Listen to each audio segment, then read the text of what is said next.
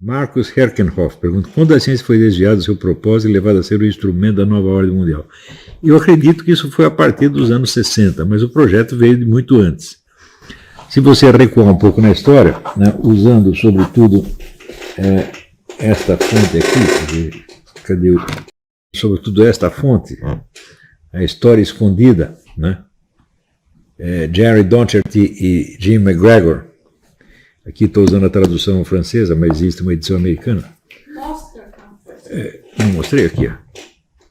Você vai ver que essa ideia já vem de muito antes, vem do fim do século XIX, né, quando se forma essa organização secreta ou semi-secreta, destinada a implantar no mundo, vamos dizer, o poder absoluto da raça anglo-saxônica. Quer dizer, evidentemente é um projeto racista, se bem que nem todos que estavam metidos ali fossem anglo-saxões, tinha lá, a família Rothschild estava metida nisso, mas era um projeto de dominação mundial bem explícito, não é?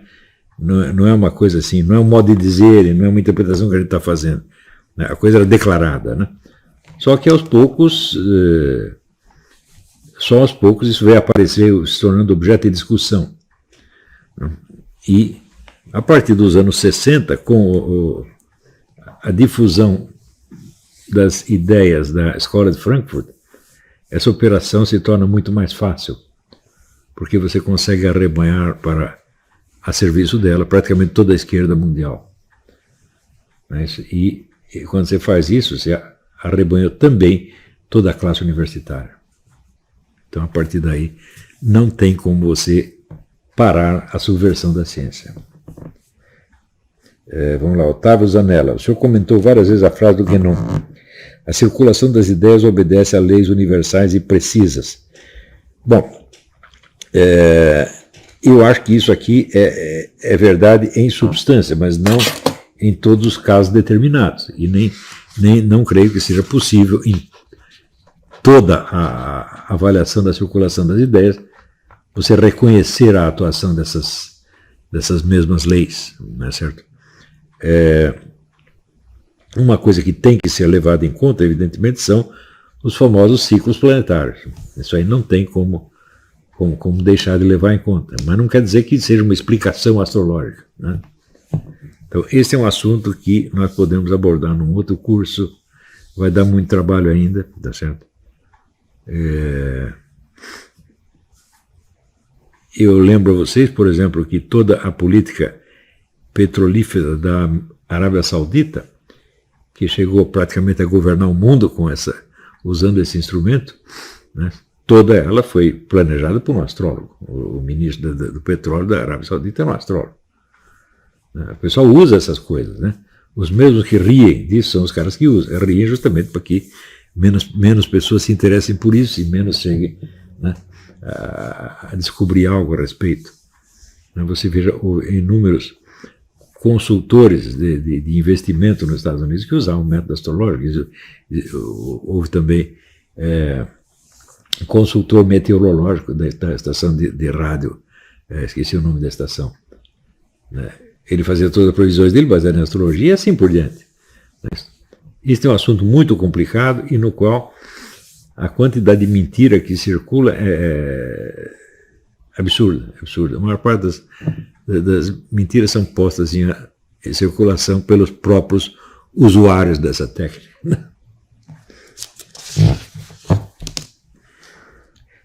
Filippo Ferrari Bicudo.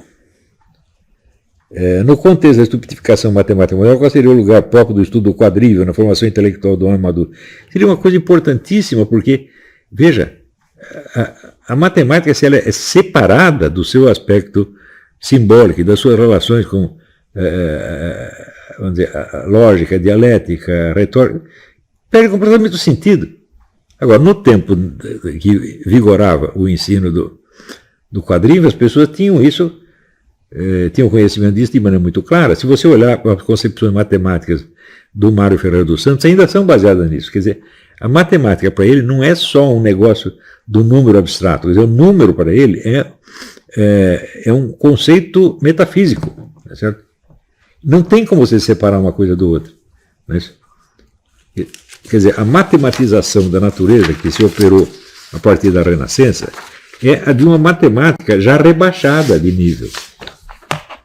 A respeito, o Edmund Husserl escreveu coisas maravilhosas no livro A Crise das Ciências Europeias, né, em que a matematização moderna ela substitui o universo real por entes matemáticos. Entes matemáticos concebidos como, vamos dizer, como coisas que só existem na nossa mente. Né?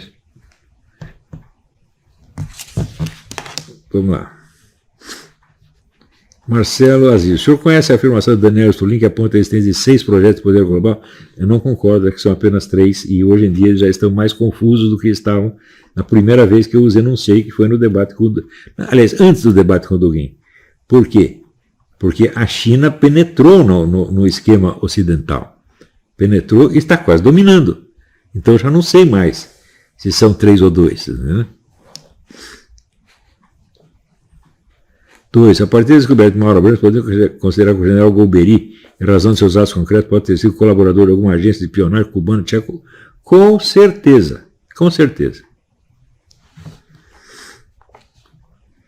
Everaldo Luz, o senhor considera que existe evidência que mostra que os globalistas ocidentais perceberam que o globalismo chinês é, na verdade, um nacionalismo tipo maoísta e que, desta forma, veio a recuar ou a retardar sua estratégia de soberania dos Estados Unidos, que era vista como facilitadora da imposição do seu tipo de globalismo?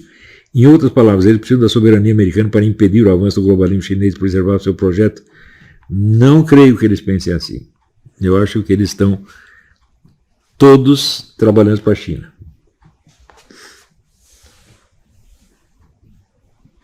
Marcos Herkenhoff, com uma suposta vitória do Biden, qual seria o possível futuro da ciência como instrumento político? Não quero nem pensar nisso. Eu não acredito que a vitória do Biden exista. Ela pode ser imposta como fraude, evidentemente. Mas é um governo que já vai ser declarado fraudulento desde o seu primeiro dia. Então pouco importa dizer, o que ele pretende fazer. Você vai governar contra a opinião da totalidade da população? Não é possível. Né? Eu acho que o Biden, ele como pessoa, ele é inviável. O homem está com mal de Parkinson, tá gaga completamente, tá certo? Já metido em corrupção até a goela. Você tem todas essas provas coletadas contra o filho dele, esse cara viveu de propina a vida inteira. Quer dizer, ele pode sofrer impeachment em uma semana, se ele for eleito. Então, é melhor para ele não ser eleito, não. É melhor deixar o Trump mesmo. O Trump tem menos problema do que ele.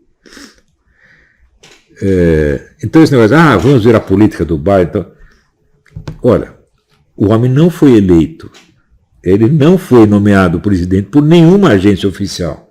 O que está havendo é uma operação de propaganda destinada a sobrepor à Constituição e às leis dos Estados Unidos a pressão da opinião pública internacional, a pressão do beautiful people. Mas como fizeram no tempo do Obama, só que no tempo do Obama não havia fraude eleitoral, havia uma fraude publicitária apenas. Quer dizer, venderam para o público um Obama que não existia. Não é isso? Então, é um cara, evidentemente, é um desconhecido com documentos falsos. Até hoje não se sabe direito quem é ele. Venderam isso e o pessoal comprou. Tá certo? Vê se veja, na época, a pressão dessa opinião pública VIP foi suficiente para impedir que a questão dos documentos fosse investigada. Quer dizer, ela foi investigada, de fato, pelo xerife Arpaio, pelo Zulo, né? Mike Zulo.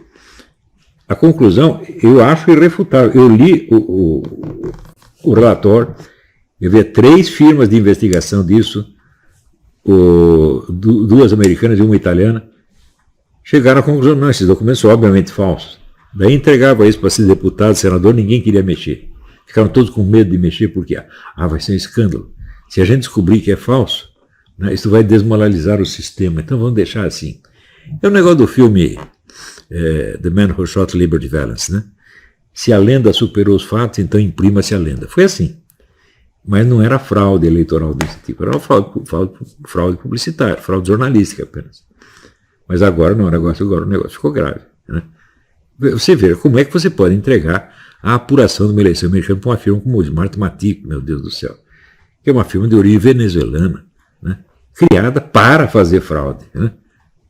Não dá para aceitar uma coisa dessa. Quer dizer, eu acho que a fraude é incontestável. Né? E eu acho que